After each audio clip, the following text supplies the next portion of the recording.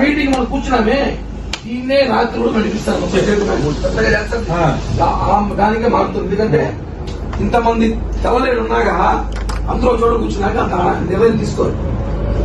ఆలోచిస్తారు క్యాండిడేట్ కూడా ఆలోచిస్తాడు.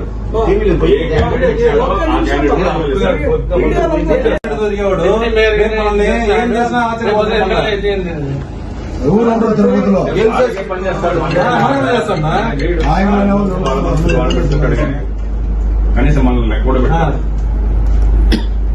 కాబట్టి రేపు కళ్యాణ మండపం తీసుకొని భారీగా జన సమీకరణ ఈ రోజు ఈవినింగ్ లోపల చూసుకొని మార్పు రాకపోతే రేపు భారీగా మన ఫైనల్ డెసిషన్ మన తిరుపతి మన ఆత్మగౌరవం